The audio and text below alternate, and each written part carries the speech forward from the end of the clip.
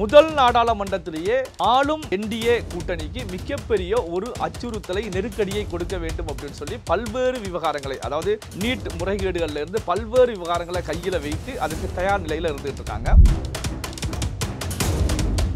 இதுல தற்காலிக சபாநாயகராக தேர்வு செய்யப்பட்டிருக்கக்கூடியவரை பொறுத்தவரைக்கும் அவர் மீது விமர்சனங்களை காங்கிரஸ் கட்சி அதிக அளவுல முன்வைக்கிறாங்க. சபாநாயகர் தற்காலிக சபாநாயகராக குடியரசுத் தலைவர் அவர்கள் பதவி பிரமாணம் செய்து வைக்கிறாங்க அப்படின்னா அந்த நபருடைய கடந்த கால செயல்பாடுகள் எல்லாமே எடுத்து பார்ப்பாங்க. அவர் மீது வழக்குகள் இருக்கிறதா, அவர் ஏதாவது வழக்குகளை சந்தித்திருக்கிறாரா, நீதிமன்றம் சென்றிருக்கிறாரா, அப்போ தான் வீசிய கத்தி தன் திசையை நோக்கி திரும்பி இருக்கிறது அப்படின்னு கூட எடுத்துக்கலாம். அப்போ கடந்த காலத்துல நம்ம என்ன பேசணும் அப்படிங்கிறதை தற்போதைய நிலையில மறந்து விட்டாரா, அல்லது அவருக்கு இது போன்ற செயல்பாடுகளுக்கு குறிப்புகள் எடுத்து கொடுப்பவர்கள் தவறி விட்டார்களா அப்படிங்கிற கேள்விகள்லாம் எழும். திமுக கூட்டணியில இருக்கக்கூடிய ஒரு கட்சியே, விடுதலை சிறுத்தைகள் கட்சியே ஆளும் திமுக அரசுக்கு எதிராக ஆர்ப்பாட்டம் அறிவித்து இன்று வள்ளுவர் கோட்டத்தில் விடுதலை சிறுத்தைகளுடைய கட்சி தலைவர் அண்ணன் தொல் திருமாவளவன் அவர்கள் தலைமையில ஒரு ஆர்ப்பாட்டம் நடக்கிறது. இல்ல பாத்தீங்கன்னா கூட்டணியில இருக்கக்கூடிய ஒரு கட்சியே இந்த மதுவுக்கு எதிரான போராளிகள் எல்லாம் ஊமைகளாகி குருடாகி செவிடாகி இருக்கக்கூடிய நிகழ்வு. அதே நேரத்தில் பார்த்தீங்கன்னா இந்த விஷயங்கள் எல்லாம் நம்ம மக்கள் பார்த்துக்கிட்டு இருக்காங்க, கவனிக்கக்கூடிய ஒரு விஷயம் தான். அப்போ இந்த மது அப்படிங்கிற ஒரு விலக்குல மது விலக்கு கொண்டு வரப்பட வேண்டும் அப்படின்னா ஆளும் திமுக அரசால் மது விலக்கை கொண்டு வர முடியுமா அப்படின்னா கொண்டு வர முடியாது. காரணம் என்ன அப்படின்னா, அப்போ விசச்சாராய விவகாரம் ஒரு பக்கம் சென்றுகிட்டு இருக்கு. இந்த நேரத்தில் சென்னை உயர்நீதிமன்றத்துடைய நீதியரசர் ஆனந்த் வெங்கடேஷ் அவர்கள் இது போன்ற ஒரு கருத்துக்களை முன்வைக்கிறார் அப்படின்னா திமுக அரசு தான் இதற்கு பொறுப்பு. தற்போதைய நிலையில் ஆட்சியில் இருக்கக்கூடிய திமுக அரசு தான் முழு குற்றத்தை ஏற்றுக்க வேண்டும் அப்படின்னு கருத்துக்களை முன்வைக்கிறாங்க.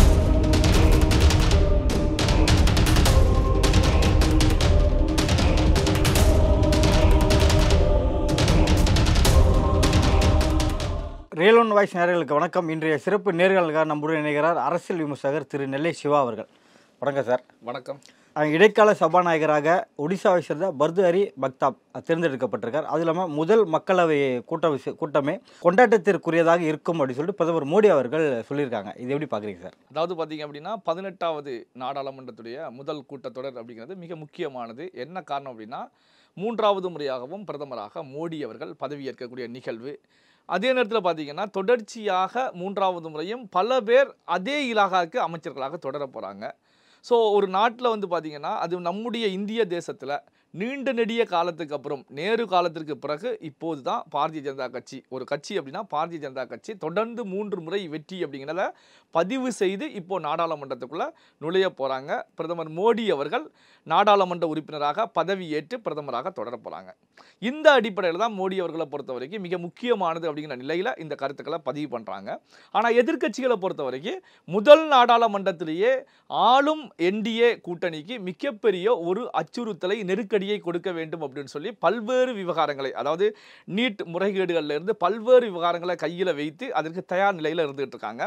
அப்போ பார்த்தீங்க அப்படின்னா கடந்த காலத்தை விட இந்த 18வது நாடாளுமன்ற கூட்டத்தொடரை பொறுத்த வரைக்கும் என்டிஏ அலையன்ஸுக்கும் ஐஎன்டிஐ அலையன்ஸுக்கும் இடையில மிகப்பெரிய ஒரு மோதல் போக்கு நீடிக்கும் அப்படிங்கிறத நம்ம உறுதியாக சொல்ல முடியும்.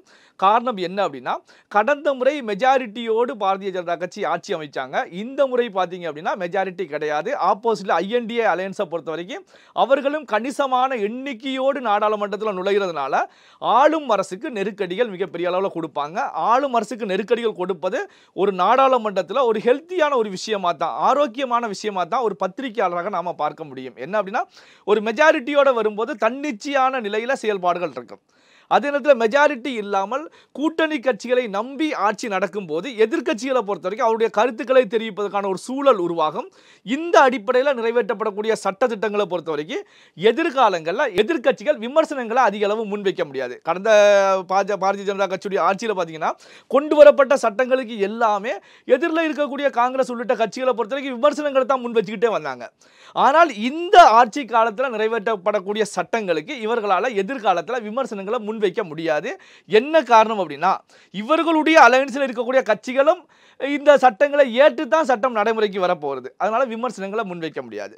அதே நேரத்தில் இதில் முக்கியமான விஷயம் என்ன அப்படின்னா, இதில் வந்து தற்காலிக சபாநாயகராக தேர்வு செய்யப்பட்டிருக்கக்கூடியவரை பொறுத்த வரைக்கும் அவர் மீது விமர்சனங்களை காங்கிரஸ் கட்சி அதிக அளவில் முன்வைக்கிறாங்க.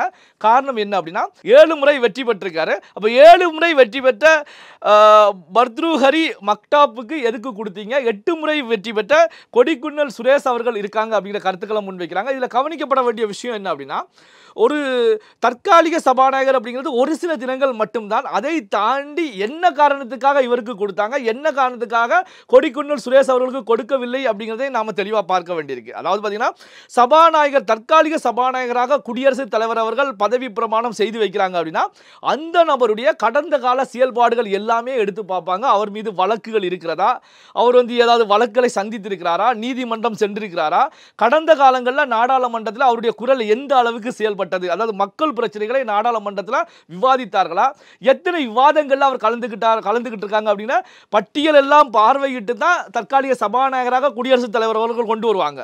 அப்போ பார்த்தீங்க அப்படின்னா, அப்போ இந்த கொடிக்குன்னல் சுரேஷ் மீது ஏதாவது விமர்சனங்கள் இருக்கிறதா, வழக்குகள் இருக்கிறதா, அல்லது அவர் வந்து நாடாளுமன்றத்திலே அவருடைய செயல்பாடுகள் திருப்திகரமாக இல்லையா அப்படிங்கிற விஷயங்கள் எல்லாம் பார்க்கணும். இதெல்லாம் பார்த்து தான் குடியரசுத் தலைவர் அவர்களை பொறுத்த வரைக்கும் அப்போ இவருக்கு கொடுக்க முடியாது. அப்போ அடுத்த நிலையில் இருக்கக்கூடிய ஒருவருக்கு கொடுக்கலாம் அப்படிங்கிற நிலையில் கூட கொடுத்திருக்கலாம். அப்போ காங்கிரஸ் உள்ளிட்ட கட்சிகள் வைக்கக்கூடிய விமர்சனங்களை பொறுத்த வரைக்கும் அரசியல் ரீதியான விமர்சனங்கள் அப்படின்னு எடுத்துக்கலாமே தவிர, ஏன்னா வந்து இந்த விவகாரத்தை பொறுத்த வரைக்கும் அப்படி குடியரசுத் தலைவரோ அல்லது பாரதிய ஜனதா கட்சியோ தனக்கு வேண்டிய ஒருவரை கொண்டு வந்திருந்தால் எதிர்க்கட்சிகள் இப்போ செய்ய வேண்டிய விஷயம் என்ன? சட்டத்தை நாடி சென்றிருக்கிறோம். சுப்ரீம் கோர்ட்ல இமிடியேட்டாக ஒரு அவசர வழக்கை தொடுத்து சட்டத்திற்கு எதிராக பாரதிய ஜனதா கட்சி செயல்படுகிறது, குடியரசுத் தலைவர் செயல்பட்டுக்கான சட்ட ரீதியான போராட்டத்தை துவக்கியிருக்காங்க. ஆனால் சட்டத்தின் முன் செல்லாமல் ஆங்காங்கே பொது வழியில் பிரஸ் மீட்ல பேசிக்கிட்டு இருக்காங்க. அப்போ இதில் முழுமையாக அரசியல் இருக்கிறது அப்படிங்கிறத நாம எடுத்துக்கலாம். ஏன்னா இதை வந்து சட்ட ரீதியாக எடுத்து சென்றாலும் அங்கு சட்டத்தின் முன் இது செல்லா காசாக போய்விடும். பாரதிய ஜனதா கட்சி குடியரசுத் தலைவர் வெற்றி பெற்று விடுவார் அப்படிங்கிற நிலையில கூட இவர்கள் பின்வாங்குவதற்கான ஒரு காரணம் அப்படின்னு சொல்லி நாம எடுத்துக்கலாம்.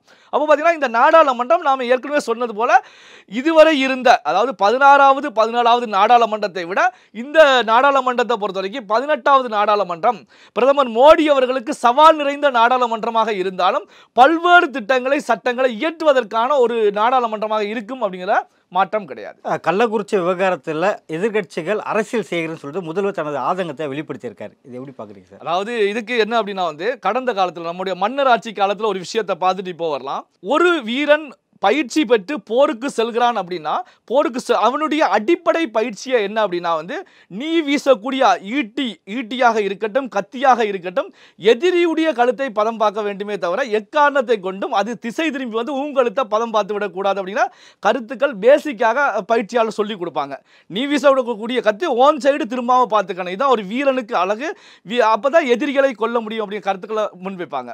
ஏன் இந்த விஷயத்தை இப்போ பதிவு பண்றேன் அப்படின்னா, இந்த அரசியல் எதிர்க்கட்சிகள் அரசியல் செய்கிறார்கள் அப்படின்னு சொல்லி முதலமைச்சர் மு.க. ஸ்டாலின் அவர்கள் இப்போ கருத்துக்களை பதிவு பண்றாங்க. இந்த கருத்துக்கள் தமிழகம் முழுவதும் மிகப்பெரிய அளவில் வைரலாகி பட்டி தொட்டி எங்கும் எடுத்து சென்றவர் எதிர்க்கட்சி தலைவராக இருக்கும்போது நம்முடைய முதலமைச்சர் மு.க. ஸ்டாலின் அவர்கள் தான். இதே எடப்பாடி பழனிசாமி அவர்கள் முதலமைச்சராக இருக்கும்போது சட்டமன்றத்தில் வெளிநடப்பு விவகாரங்கள் பண்ணும்போது பதாகைகள் ஏந்தி மிகப்பெரிய போராட்டம் செய்யும் போது எடப்பாடி பழனிசாமி அவர்கள் எதிர்க்கட்சிகள் அரசியல் செய்கிறாங்க, என்ன ஆட்சி செய்ய விட மாட்டேங்கிறாங்க அப்படின்னு கருத்துக்களை முன்வைக்கும் போது எதிர்க்கட்சிகள் அரசியல் செய்யாமல் அவியல் செய்வார்களா அப்படின்னு சொல்லி முதலமைச்சர் மு.க. ஸ்டாலின் அவர்கள் எதிர்க்கட்சி தலைவராக இருந்த போது கேட்ட வாசகத்தை பொறுத்த வரைக்கும் மிகப்பெரிய அளவில் சோசியல் மீடியா எல்லாத்துலேயுமே வைரல் ஆச்சு. இப்போ பார்த்தீங்கன்னா அதே எடப்பாடியார் கேட்ட கருத்துக்களை தான் இப்போ முதலமைச்சராக இருக்கக்கூடிய மு.க. ஸ்டாலின் அவர்கள் கேட்குறாங்க, எதிர்க்கட்சிகள் அரசியல் செய்கிறது அப்படின்னு. அதற்கான பதில் வந்து எடப்பாடி பழனிசாமி அவர்கள் சொல்வதற்கு பதிலாக கடந்த காலத்தில் எதிர்க்கட்சியாக இருக்கும்போது மு.க. ஸ்டாலின் அவர்களே சொல்லிக்கிட்டாங்க. அப்போ பார்த்தீங்கன்னா தான் வீசிய கத்தி தன் திசையை நோக்கி திரும்பி இருக்கிறது அப்படின்னு கூட எடுத்துக்கலாம். அப்போ கடந்த காலத்தில் நம்ம என்ன பேசணும் அப்படிங்கிறதை தற்போதைய நிலையில் மறந்து விட்டாரா, அல்லது அவருக்கு இது போன்ற செயல்பாடுகளுக்கு குறிப்புகள் எடுத்து கொடுப்பவர்கள் தவறி விட்டார்களா அப்படிங்கிற கேள்விகள்லாம் எழும். அப்போ பார்த்தீங்கன்னா இதில் பொதுவான விஷயம் என்ன அப்படின்னா, எதிர்க்கட்சிகள் என்ன, ஆளும் கட்சி எந்த கட்சியாக இருந்தாலும் அரசியல்வாதிகளை பொறுத்த வரைக்கும் அரசியல் தான் செய்வாங்க, வேறு அவங்க எதுவுமே செய்ய முடியாது. அரசியல் செய்வதால் அவருடைய முழு நேர பணி. அப்போ இந்த விவகாரத்திலையும் அரசியல் செய்யப்படுகிறது. யார் அரசியல் செய்கிறார்கள் அப்படிங்கிறத தமிழக மக்கள் பார்த்து கொண்டு இருக்கிறார்கள். திமுக கூட்டணியில் இருக்கிற விசிகாவே இன்னும் சில நேரங்களில் இதுக்கான போராட்டத்தை கையில் எடுக்க போறாங்க. இது எப்படி பாக்குறீங்க சார்? அதாவது பார்த்தீங்கன்னா ஒரு ரூலிங் பார்ட்டிக்கு எதிராக எதிர்க்கட்சிகள் போராட்டத்தை கையில் எடுத்து களமாடக்கூடிய நிகழ்வு எப்போவுமே இருக்கக்கூடிய ஒரு நிகழ்வு தான். ஏன்னா ஆளும் கட்சிக்கு நெருக்கடி கொடுக்கணும் அப்படிங்கிற நிலையில் இருப்பாங்க. இப்போ பாரதிய ஜனதா கட்சி, அதிமுக போன்றவர்கள் ஆளும் திமுக அரசுக்கு எதிராக போராட்டங்களை கையில் எடுத்திருக்காங்க. இன்னைக்கு 24ஆம் தேதி காலையில் இருந்து தமிழகம் முழுவதும் அதிமுக மிகப்பெரிய ஆர்ப்பாட்டங்களை ஆளும் திமுக அரசுக்கு எதிராக இந்த கள்ளக்குறிச்சி கள்ளச்சாராய விவகாரத்தை மையமாக வைத்து ஆர்ப்பாட்டங்களை நடத்திக்கிட்டு இருக்காங்க. இப்போ இதில் கவனிக்கப்பட வேண்டிய விஷயம் என்ன அப்படின்னா, திமுக கூட்டணியில் இருக்கக்கூடிய ஒரு கட்சியே, விடுதலை சிறுத்தைகள் கட்சியே ஆளும் திமுக அரசுக்கு எதிராக ஆர்ப்பாட்டம் அறிவித்து இன்று வள்ளுவர் கோட்டத்தில் விடுதலை சிறுத்தைகளுடைய கட்சி தலைவர் அண்ணன் தொல் திருமாவளவன் அவர்கள் தலைமையில் ஒரு ஆர்ப்பாட்டம் நடக்கிறது. இல்லை பார்த்தீங்கன்னா கூட்டணியில் இருக்கக்கூடிய ஒரு கட்சியே ஆளும் அரசுக்கு எதிராக ஒரு ஆர்ப்பாட்டம் நடத்துகிறாங்க அப்படின்னா இதை சாதாரணமாக பார்க்க முடியாது. இது முக்கியமான நிகழ்வாகத்தான் பார்க்க முடியும். அதாவது கள்ளக்குறிச்சியில் விஷச்சாராயம் அருந்தி பல பேர் இறந்த நிலையிலேயே அண்ணன் தொல் திருமாவளவன் அவர்கள் ஒரு கருத்துக்களை பதிவு பண்ணாங்க. என்ன கருத்துக்கள் அப்படின்னா, இந்த நிகழ்வை பார்த்த பிறகு அன்று இரவு முழுவதும் எனக்கு தூக்கம் வரல, தூங்காமலே இந்த விஷயம் என்னுடைய மனசை மிகப்பெரிய அளவில் புண்படுத்திக்கிட்டு இருந்துச்சு அப்படி கருத்துக்களை முன் வச்சாங்க. அது மட்டுமல்லாமல் உடனடியாக தமிழகத்தில் மதுவிலக்கு கொண்டு வரப்பட வேண்டும், டாஸ்மாக் கடைகள் அத்தனையும் இழுத்து மூடப்பட வேண்டும் அப்படிங்கிற கருத்துக்களை முன் வச்சாங்க. அப்போ பார்த்தீங்கன்னா இந்த தவறுக்கு காரணமாக சொல்லப்படக்கூடிய துறைகள் அப்படின்னு எடுத்துக்கிட்டிங்கன்னா மதுவிலக்குத்துறை, காவல்துறை, உள்துறை அமைச்சகம் 3 மீது தான் மிகப்பெரிய அளவில் விமர்சனங்களை எதிர்க்கட்சிகளும் மக்களும் முன் வச்சுக்கிட்டு இருக்காங்க. காவல்துறை அங்கு கடமையை தவறிட்டாங்க, உள்துறை அமைச்சகம் சிறப்பாக செயல்படாமல் போய்விட்டாங்க. மதுவிலக்குத்துறை என்ன செய்து கொண்டிருக்கிறது அப்படிங்கிற கேள்விகளை முன்வைக்கிறாங்க. இப்படி 3 துறைகளை முன்வைக்கும் போது இதில் காவல்துறையும் உள்துறையும் நேரடியாக தமிழக முதலமைச்சர் மு.க. ஸ்டாலினுடைய கைவசம் இருக்கக்கூடிய துறைகள். இப்போ தொல் திருமாவளவன் அவர்கள் இந்த இதில் பூரண மதுவிலக்கு அப்படிங்கிற விஷயத்தை முன்வைத்து நடத்தக்கூடிய ஆர்ப்பாட்டத்தை பொறுத்த வரைக்கும் யாருக்கு எதிராக நடத்துகிறார் அப்படின்னா ஆளும் திமுக அரசுக்கு எதிராக. அதாவது காவல்துறையை தொல் திருமாவளவன் அவர்கள் கடுமையாக தாக்கினாலும் இந்த காவல்துறை யாருடைய கட்டுப்பாட்டில் இருக்கிறது? தமிழக முதலமைச்சர் அவருடைய கட்டுப்பாட்டில் இருக்கிறது. அப்போ அண்ணன் தொல் திருமாவளவன் அவர்களை பொறுத்த வரைக்கும் முதலமைச்சருக்கு எதிராக ஆளும் திமுக அரசுக்கு எதிராகத்தான் இங்கே போராட்டம் நடத்துகிறாங்க. அப்போ இந்த போராட்டத்தை பொறுத்த வரைக்கும் திமுகவில் இருக்கக்கூடிய கூட்டணி கட்சிகள், அப்போ இப்போ திமுக அலையன்ஸ் மத்தியிலேயே ஒரு கேள்விக்குறி எழுகிறது. அப்போ இந்த அலையன்ஸ் 2026 வரைக்கும் நீடிக்குமா? ஏன்னா இது சாதாரண நிகழ்வு கிடையாது. 57 பேர் தற்போதைய நிலை வரைக்கும் இறந்திருக்காங்க.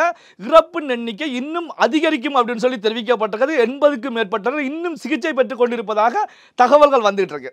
அப்போ இந்த இறப்பு விவகாரத்தை பொறுத்த வரைக்கும் மிகப்பெரிய அளவில் விஸ்வரூபம் எடுக்கும். 2026 சட்டமன்ற தேர்தலையும் பிரதிபலிக்கும். என்ன காரணம் அப்படின்னா, கடந்த காலத்திலையும் திமுகவோடு இணைந்து செயல்பட்ட கூட்டணி கட்சிகளை பொறுத்த வரைக்கும் எடப்பாடி தலைமையிலான அதிமுக அரசுக்கு எதிராக எடுத்த ஆயுதங்கள் மிக முக்கியமான ஆயுதமாக இருந்தது இந்த மதுவிலக்கு, டாஸ்மாக் கடைகள் மூடப்பட வேண்டும் அப்படிங்கிற பிரச்சாரம் தான். தமிழகம் முழுவதும் எடுத்து சென்றுட்டு இருந்தாங்க. இந்த விவகாரத்துக்கு மக்கள் மத்தியிலேயுமே மிகப்பெரிய கொந்தளிப்பு ஏற்பட்டு போராட்டங்கள் நடைபெற்றது. பார்த்தீங்கன்னா இந்த கிராமிய பாடல்கள் தெருக்கூத்து மூலமாக கோவன் சொல்லி ஒருத்தர் மிகப்பெரிய அளவில் போராட்டம் நடத்தினார். நாங்கள் லஞ்சம் வாங்க மாட்டோம், அடிமையாக போக மாட்டோம், மதுவிலக்கு வேண்டும் அப்படிங்கிற கோரிக்கை மிகப்பெரிய அளவில் வச்சார். ஆனால் இப்போ பார்த்தீங்கன்னா திமுக ஆட்சிக்கு வந்த பிறகு 3 ஆண்டுகளாக இந்த கோவன் எங்கே இருக்காரு? தமிழ்நாட்டில் தான் இருக்காரா? உயிரோடு தான் இருக்கிறாரா? அல்லது இந்தியாவை விட்டு வெளிநாட்டுக்கு தப்பி சென்று விட்டாரா? எந்த தகவலும் இல்லாத நிலையில் இருக்காங்க. அப்போ பார்த்தீங்கன்னா இந்த மதுவுக்கு எதிரான போராளிகள் எல்லாம் ஊமைகளாகி குருடாகி செவிடாகி இருக்கக்கூடிய நிகழ்வு. அதே நேரத்தில் பார்த்தீங்கன்னா இந்த விஷயங்கள் எல்லாம் நம்ம மக்கள் பார்த்துக்கிட்டு இருக்காங்க, கவனிக்கக்கூடிய ஒரு விஷயம் தான். அப்போ பார்த்தீங்கன்னா இந்த மது அப்படிங்கிற ஒரு விஷயத்தை பொறுத்த வரைக்கும் அப்போ இந்த மது அப்படிங்கிற ஒரு மது விலக்கு கொண்டு வரப்பட வேண்டும் அப்படின்னா ஆளும் திமுக அரசால் மது விலக்கை கொண்டு வர முடியுமா அப்படின்னா கொண்டு வர முடியாது. காரணம் என்ன அப்படின்னா இந்த மதுவிலக்கு தான் திமுக அரசினால் கடந்த சட்டமன்ற தேர்தலில் அறிவித்த இலவச திட்டங்களுக்கு நிதி கொடுக்கக்கூடிய மிக முக்கியமான ஒரு வியாபாரமாக துறையாக மதுவிலக்கு துறை இருந்துட்டு இருக்கு. அப்போ பார்த்தீங்கன்னா இந்த மது விலக்கு அப்படிங்கிற விஷயத்தில் கை வைக்க முடியாது.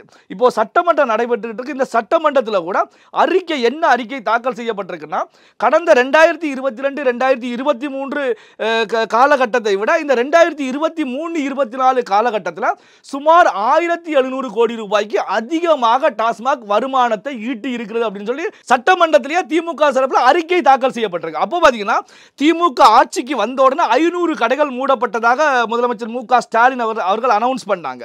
அப்போ படிப்படியாக கடைகள் குறைக்கப்படும் அப்படிங்கிற கருத்துக்களை முன் வச்சாங்க. ஆனால் கடைகள் குறைக்கப்பட்டாலும் வருமானத்துடைய இலக்கு அதிகரிக்கப்பட்டிருக்கு. 1700 கோடி ரூபாய் கடந்த ஆண்டை விட இந்த ஆண்டு அதிகரிச்சிருக்குது. அப்போ பார்த்தீங்கன்னா இந்த அதிகரிப்பின் மூலமாக தான் பல்வேறு இலவச திட்டங்களுக்கு ஃபண்டு வந்து அரசுக்கு கிடைச்சிட்டு இருக்கு. இப்போ கூட்டணியில் இருக்கக்கூடிய விடுதலை சிறுத்தைகளே மதுவிலக்கை கொண்டு வாங்க, டாஸ்மாக இழுத்து மூடுங்க அப்படின்னு வைக்கக்கூடிய செக்கை பொறுத்த வரைக்கும் திமுக திட்டங்களை செயல்படுத்த முடியாத மிகப்பெரிய ஒரு நெருக்கடியை தமிழக முதலமைச்சர் மு.க. ஸ்டாலின் அவர்களுக்கு உருவாக்கும். ஏன்னா எதிரில் இருக்கக்கூடிய எதிர்க்கட்சிகள் பண்ணால் அது அரசியல் செய்கிறார்கள் அப்படின்னு சொல்லி தப்பித்து விடலாம். ஆனால் தன் கூட பயணிக்கக்கூடிய ஒரு கட்சி முன்வைக்கிறது அப்படின்னா அதை வந்து அரசியல் என்று சொல்ல முடியாது. அரசியல் செய்கிறார்கள் அப்படிங்கிற கருத்துக்களை முன்வைத்தால் அங்கே கூட்டணியை சிதறி போய்விடும். கூட்டணி சிதறக்கூடிய நிகழ்வு திமுகவுக்கு மிகப்பெரிய ஒரு மைனஸாகத்தான் அமையும். என்ன காரணம் அப்படின்னா மு.க. ஸ்டாலின் தலைமையிலான திமுகவை பொறுத்தவரைக்கும் தொடர் வெற்றிகளை ஈட்டுவதற்கு இந்த அலையன்ஸ் தான் மிக முக்கியமானது. தொடர்ச்சியாக அதே அலையன்ஸ் தொடர்ந்து வந்துகிட்டே இருக்கு. இதுதான் முதல்வர் மு.க. ஸ்டாலின் அவர்களுடைய சாமர்த்தியத்தனம் அப்படிங்கிற கருத்துக்கள் முன்வைக்கப்படுது. ஏன்னா ஒரு ஆட்சி 5 ஆண்டுகள் ஆட்சி பண்ணாலே அடுத்த 5 ஆண்டுகள் வந்து அலையன்ஸை பொறுத்த வரைக்கும் வேறு திசைக்கு சென்றுவாங்க. ஏன்னா வந்து அதிருப்தியை சம்பாதிக்கும் போது அலையன்ஸ் வந்து சிதறி போயிடும். இந்த முறை வந்து திமுகவோடு இருக்கக்கூடிய கட்சிகள் அடுத்த தேர்தலில் அதிமுக பக்கம் செல்வாங்க. அதிமுகவோடு இருக்கக்கூடிய கட்சிகள் அடுத்த தேர்தலில் திமுக பக்கம் வருவாங்க. இந்த அலையன்ஸ் மாறி மாறி அமைவதன் மூலமாகத்தான் வெற்றி தோல்விகளும் மாறி மாறி கிடைச்சிக்கிட்டே இருந்துச்சு. ஆனால் மு.க. ஸ்டாலின் தலைமையிலான திமுகவை பொறுத்த வரைக்கும் அலையன்ஸை தக்க வைத்து எடுத்து சென்றுட்டு இருக்காங்க. இந்த அலையன்ஸ் விவகாரத்தில் இந்த கள்ளச்சாராய மரண விவகாரம் திமுகவில் ஒரு மிகப்பெரிய ஒரு கல்லை எறிந்த ஒரு சூழ்நிலையை, அதாவது வந்து ஒரு கல்லை வந்து தூக்கி தண்ணியில் எறியும் போது தண்ணி சிதறுவது போல இந்த அலையன்ஸை சிதற வைக்க போகிறதா அப்படின்னா கேள்விகளை உருவாக்கியிருக்கு. என்ன காரணம் அப்படின்னா இப்போ கூட்டணியில் இருக்கக்கூடிய மற்ற கட்சிகளும் இந்த விவகாரத்துக்கு கண்டனங்களை பதிவு பண்ணுறாங்க. கண்டனங்களை பதிவு பண்ணக்கூடிய கட்சிகளும் இனி போராட்டத்தில் இறங்குவதற்கான ஒரு சூழல் உருவாகும். அப்படி போராட்டத்தில் இறங்குறது அப்படின்னா 3 ஆண்டு காலம் மிகப்பெரிய அளவில் எதிர்க்கட்சிகள் மட்டத்தில் சிக்கல்களை நெருக்கடிகளை சந்திக்காமல் மக்கள் மத்தியில் பெரிய அளவு விமர்சனங்களை சந்திக்காமல் வந்து கொண்டிருந்த திமுக அரசை பொறுத்த வரைக்கும் இனி இருக்கக்கூடிய சுமார் 2 ஆண்டு காலத்துக்கு விமர்சனங்கள் அதிக அளவில் வரப்போகிறது. இந்த விமர்சனங்கள் எல்லாமே தேர்தல் களத்தில் திமுகவுக்கு எதிராக பிரதிபலிப்பதற்கான ஒரு சூழலை உருவாக்கும் அப்படின்னு நாம எடுத்துக்கலாம். அப்போ திருமாவளவன் அவர்களை பொறுத்த வரைக்கும் அவருடைய இந்த ஆர்ப்பாட்டம் இந்த போராட்டத்தை பொறுத்த வரைக்கும் திமுகவுக்கு மிகப்பெரிய ஒரு நெருக்கடி ஏற்பட போகிறது அப்படிங்கிறத நாம் 100% அழுத்த திருத்தமாகவே தெரிவிக்க முடியும். கள்ளக்குறிச்சி கள்ளச்சாராய மரணத்துக்கு பின்னர் விக்கிரவாண்டி நடக்கக்கூடிய இடைத்தேர்தலுக்கு முதல்வர் பிரச்சாரத்துக்கு செல்வாரா? அப்படி சென்றால் மக்களின் பார்வை எப்படி இருக்கும்? இல்ல, அதாவது பாத்தீங்க அப்படின்னா எதிர்க்கட்சி தலைவராக இருந்த போது எந்த ஒரு நிகழ்வாக இருந்தாலும் எந்த ஒரு பாதிப்பாக இருந்தாலும் நேரடியாக முதலமைச்சர் மு.க. ஸ்டாலின் அவர்கள் எதிர்க்கட்சி தலைவராக இருக்கும்போது சென்று பார்த்தாங்க. இந்த விவகாரம் சாதாரண விஷயமே கிடையாது. 57 பேர் இறந்திருக்காங்க. இன்னும் இறப்பு எண்ணிக்கை அதிகரிக்க போகிறது. ஆனால் முதலமைச்சர் அவர்களை பொறுத்தவரைக்கும் நேரடியாக சென்று அங்கு பாதிக்கப்பட்டவர்களை பார்க்கல, இறந்தவருடைய குடும்பங்களை சந்திக்கல, இன்னும் செல்லாமல் இருந்துட்டு இருக்காங்க. முதலமைச்சர் அவர்கள் செல்லாமல் இருப்பதற்கு பல காரணங்கள் முன்வைக்கப்படுகிறது. காரணங்கள் முன்வைக்கப்பட்டாலும் இப்போ பாதிக்கப்பட்ட மக்கள் எதிர்க்கட்சி தலைவராக இருக்கும்போது வந்த உங்களால் ஏன் இந்த நிலைக்கு வந்து பார்க்க முடியல அப்படின்னு கேள்விகளை முன்வைப்பாங்க. விக்கிரவாண்டியுடைய சட்டமன்ற தேர்தல் நடைபெற இருக்கிறது.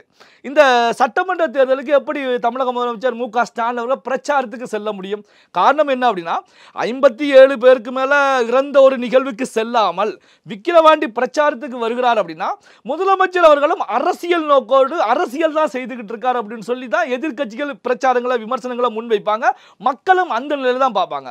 அப்போ முதலமைச்சர் அவர்களை பொறுத்த வரைக்கும் உடனடியாக அந்த கள்ளக்குறிச்சிக்கு சென்று பார்த்திருந்தால் இந்த விக்கிரவாண்டி தேர்தலுக்கு பிரச்சாரத்துக்கு செல்லக்கூடிய நிகழ்வுக்கு பெரிய பாதிப்புகள் இருந்திருக்காது. எதிர்க்கட்சி விமர்சனம் வைத்தாலும் ஒரு மக்கள் பாதிக்கப்பட்டு இறந்தப்போ முதலமைச்சர் நேரடியாகவே களத்துக்கு வந்தாங்க.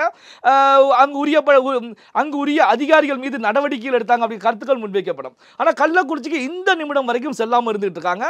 செல்லாமல் இருக்கக்கூடிய நிகழ்வு இந்த விக்கிரவாண்டி தேர்தலில் பிரதிபலிப்பதற்கான ஒரு சூழலை உருவாக்கும். இது ஆளும் கட்சிக்கு நெருக்கடியையும் அங்கு எதிர் திசையில் இருக்கக்கூடிய பாமக, நாம் தமிழர் போன்ற கட்சிக்கு வாக்கு எண்ணிக்கை கணிசமான அளவு உயர்வதற்கு ஏன் அங்கு வந்து பாமக வெற்றி பெறுவதற்கான ஒரு சூழலை கூட உருவாக்கும். என்ன காரணம் அப்படின்னா கட்சி ஆரம்பித்ததிலிருந்து ராமதாஸ் அவர்களை பொறுத்த வரைக்கும் இந்த மதுவிலக்கு அப்படிங்கிற கொள்கையில உறுதியாக இருந்து செயல்பட்டு இருக்காங்க. அதாவது இந்த டாஸ்மாக் க்ளோஸ் பண்ணப்பட வேண்டும், இதன் மூலமாக நிதி பெற்று தான் ஒரு அரசு நடத்தணும் அப்படிங்கிற கோரிக்கை ராமதாஸ் அவர்கள் முன் வச்சுக்கிட்டே தான் இருக்காங்க. அதாவது பாட்டாளி மக்கள் கட்சியுடைய ஐயா ராமதாஸ் அவர்கள் மீது அவருடைய செயல்பாடுகள் மீது, கடந்த கால செயல்பாடுகள் மீது ஒரு சில விமர்சனங்கள் இருந்தாலும் அதை தாண்டி இந்த சாராய விவகாரத்தில் அவர் உறுதியாகத்தான் இருந்துட்டு இருக்காங்க. அப்போ பார்த்தீங்கன்னா இது பாமகவுக்கு ஒரு சாதகமான சூழ்நிலையை உருவாக்கும். இப்போ பார்த்தீங்க அப்படின்னா இந்த விவகாரத்தில் இந்த கள்ளச்சாராயம் கள்ளக்குறிச்சியில் குடித்து 15க்கு மேற்பட்ட இறந்த உடனேயே பாமகவில் இருந்து அறிக்கை வெளியிடப்படுகிறது. அன்புமணி ராமதாஸ் அவர்களும் புள்ளி வரத்தோட அங்கே தகவல்களை முன்வைக்கிறாங்க. என்ன அப்படின்னா இந்த பகுதியில் இந்த கள்ளச்சாராயம் அப்படிங்கிறது திமுக எம்எல்ஏக்கள் மூலமாகத்தான் இங்கே கள்ளச்சாராயம் அவருடைய ஆதரவு மூலமாகத்தான் இங்கே கள்ளச்சாராயம் காய்ச்சப்பட்டு எல்லா இடமும் சப்ளை செய்யப்படுகிறது அப்படிங்கிற கருத்துக்களை முன்வைத்ததோட 2 திமுக அமைச்சருடைய பேரையும் சுட்டிக்காட்டி அறிக்கையை முன்வைக்கிறாங்க. அப்போ அது மட்டுமல்லாமல் இந்த 2 எம்எல்ஏக்களுடைய தலையீடு இருந்ததன் மூலமாக தான் அங்கே காவல்துறையை பொறுத்த வரைக்கும் தன்னிச்சையாக செயல்பட முடியாத ஒரு நிலை உருவாகி இருந்தது அப்படிங்கிற கருத்துக்களையும் பதிவு பண்ணியிருந்தாங்க. இப்போ பார்த்தீங்கன்னா அந்த 2 எம்எல்ஏக்களும் இப்போ அன்புமணி ராமதாஸ் மேல நோட்டீஸ் அனுப்பியிருக்காங்க. அந்த எம்எல்ஏக்கள் யார் அப்படின்னா உதயசூரியன், வசந்தம் கார்த்திகேயன் 2 பேருமே என்ன சொல்றாங்கன்னா, ஸோ இது போன்ற நிகழ்வில் எங்களுடைய பெயரை முன்னிலைப்படுத்தி எங்களுக்கு தொடர்பு இருப்பதாக அன்புமணி ராமதாஸ் அறிக்கை வெளியிட்டிருக்காங்க. ஸோ அவர்கள் 2 பேரும் இதற்கு உடனடியாக மன்னிப்பு கேட்கணும். 1 கோடி ரூபாய் திமுகவுக்கு செலுத்தப்பட வேண்டும். 24 மணி நேரத்துக்குள்ள அன்புமணி ராமதாஸ் மன்னிப்பு கேட்கலை அப்படின்னா சட்ட ரீதியாக நடவடிக்கை எடுக்கப்படும் அப்படிங்கிற கருத்துக்களை பதிவு பண்ணி இந்த நோட்டீஸ் அனுப்பியிருக்காங்க. ஆனால் பாட்டாளி மக்கள் கட்சியை பொறுத்தவரைக்கும் இந்த வாரத்தில் மன்னிப்பு கேட்பார்களானா மன்னிப்பு கேட்பதற்கான வாய்ப்புகள் கிடையாது. மன்னிப்பு கேட்க மாட்டாங்க. இந்த விவகாரமும் நீதிமன்றத்துக்கு செல்வதற்கான ஒரு சூழல் உருவாகும். அதாவது திமுக எம்பி வில்சன் மூலமாக தான் இந்த நோட்டீஸ் அனுப்பப்பட்டிருக்கு. அப்போ நீதிமன்றத்துக்கு வரும். அப்போ நீதிமன்றத்திற்கு வரக்கூடிய நிகழ்வை பொறுத்த வரைக்கும் இந்த சாராயம் கள்ளச்சாராயம் டாஸ்மாக் விவகாரங்கள் நீதிமன்றம் மூலமாக ஒரு திமுகவுக்கு நெருக்கடி உருவாக்குவதற்கான ஒரு சூழலை உருவாக்கும். ஏன்னா இந்த திமுக எம்பிக்கள் தொடர்ந்த வழக்கை பொறுத்த வரைக்கும் அவர்கள் பக்கமே திரும்புவதற்கான ஒரு நிலை இருக்கும் அப்படிங்கிறது என்னுடைய பார்வையாக இருக்குது. எதற்கு இந்த கருத்துக்களை முன்வைக்கிறேன் அப்படின்னா நேற்று நடந்த ஒரு விஷயத்தை நாம் பதிவு பண்ண வேண்டியது அவசியமானது. என்ன அப்படின்னா கடந்த கால ஒரு வழக்கில் நேற்று ஆனந்த் வெங்கடேஷ் அவர்கள் ஒரு கருத்துக்களை பதிவு பண்றாங்க. அதாவது ஒருவர் லாரி ஆக்சிடென்ட் மூலமாக பாதிக்கப்படுறாங்க, விபத்துக்கு உள்ளாகிறாங்க, மருத்துவமனையில் சிகிச்சை பெறாங்க. இவர் தொடர்ந்த வழக்கில் விபத்து தீர்ப்பாயத்தை பொறுத்த வரைக்கும் 1,50,000 சுமார் 1,50,000 ரூபாய் இழப்பீடு கொடுக்கலாம் அப்படின்னு சொல்லி தெரிவிக்கப்பட்டிருக்கு. அதே நேரத்தில் நீதிமன்றத்தை பொறுத்த வரைக்கும் 3,07,000 ரூபாய் வரைக்கும் இவருக்கு இழப்பீடு வழங்குவதற்கு தகுதி இருக்கிறது அப்படிங்கிற கருத்துக்களை முன்வைக்கிறாங்க. ஆனால் விபத்து தீர்ப்பாயத்தை பொறுத்த வரைக்கும் சுமார் 1,50,000 லட்சம் ரூபாய் கொடுக்கலாம் அப்படிங்கிற தகவல்களை முன்வைக்கும் போது அந்த நபர் சென்னை உயர்நீதிமன்றத்தில் மேல்முறையீடு செய்கிறாங்க. இந்த வழக்கு நேற்று நீதியரசர் ஆனந்த் வெங்கடேஷ் முன்னிலையில் விசாரணைக்கு வரும்போது அவர் அதிரடியான கருத்துக்களை பதிவு பண்றாங்க. என்ன கருத்துக்கள் அப்படின்னா மது அருந்துவது குற்றச்செயலே கிடையாது. காரணம் என்ன அப்படின்னா அரசாங்கம் மது விற்பதன் மூலமாக அரசாங்கம் விற்கக்கூடிய மதுவை ஒருவர் வாங்கி குடிக்கிறார் அப்படின்னா இதை குற்றச்செயலாக எடுக்க முடியாது. அதனால பாதிக்கப்பட்ட நபருக்கு ஏற்கனவே நீதிமன்றம் சொன்னது போல 3,07,000 ரூபாய் மட்டுமல்ல இன்னும் ஒரு 50,000 ரூபாய் அதிகமாக போட்டு 3,50,000 ரூபாய் சம்திங் ரூபாய் கொடுக்கணும் அப்படிங்கிற தீர்ப்பை முன் வச்சிருக்காங்க. இதுல நீதியரசர் ஆனந்த் வெங்கடேஷ் அவர்கள் வைத்த கருத்துக்கள் தான் முக்கியமானது. என்ன அப்படின்னா மது அருந்தினாலும் குற்றம் எடுத்துக்க முடியாது. என்ன காரணம் அப்படின்னா இந்த நபர் விபத்துக்கு உள்ளாகும் போது மது அருந்தி இருந்தாங்க. இதன் மூலமாக தான் அவருக்கு இழப்பீடு குறைக்கப்பட்டு விபத்து தீர்ப்பாயம் 1,50,000 ரூபாய் அப்படி கருத்துக்களை முன் வச்சாங்க. ஆனால் நீதியரசரை பொறுத்த வரைக்கும் அவர் மது அருந்தி இருந்தாலும் அதை பெரிய அளவில் குற்றச்செயலாக எடுக்க முடியாது. முழு பொறுப்புமே அரசை சாரும், முழு குற்றமும் அரசை சாரும் அப்படிங்கிற கருத்துக்களை முன் வச்சிருக்காங்க. அப்போ விசச்சாராய விவகாரம் ஒரு பக்கம் சென்றுகிட்டு இருக்கு. இந்த நேரத்தில் சென்னை உயர்நீதிமன்றத்துடைய நீதியரசர் ஆனந்த் வெங்கடேஷ் அவர்கள் இது போன்ற ஒரு கருத்துக்களை முன்வைக்கிறார் அப்படின்னா திமுக அரசு தான் இதற்கு பொறுப்பு. தற்போதைய நிலையில் ஆட்சியில் இருக்கக்கூடிய திமுக அரசு தான் முழு குற்றத்தையும் ஏற்றுக்க வேண்டும் என்ற கருத்துக்களை முன்வைக்கிறாங்க. அப்போ கடந்த ஒரு வழக்கில் நேற்று மேல்முறையீட்டில் இது போன்ற கருத்துக்களை ஆனந்த் வெங்கடேஷ் அவர்கள் முன்வைக்கிறாங்க அப்படின்னா இப்போ உதயசூரியன் எம்எல்ஏ வசந்தம் கார்த்திகேயன் எம்எல்ஏ அவர்கள் பாட்டாளி மக்கள் கட்சியுடைய அன்புமணி ராமதாஸ் மீது தொடரப்பட்ட நோட்டீஸ் வழக்காக நீதிமன்றத்திற்கு வரும்போது இந்த விஷயத்தில் நீதியரசர் எப்படி செயல்பட போகிறார்? அப்போ நேற்று நடந்த வழக்கை நாம் ஒரு முன்னுதாரணமாக எடுத்துக்கிட்டோம்னா இது திமுக எம்எல்ஏக்கள் மூலமாக திமுகவுக்கு நெருக்கடியை ஏற்படுத்தக்கூடிய வழக்கு அப்படின்னு சொல்லி தான் நாம பார்க்க முடியும். நடப்பு அரசு பல்வேறு கருத்துக்களை பொறுத்தவரை மிக்க நன்றி. நன்றி.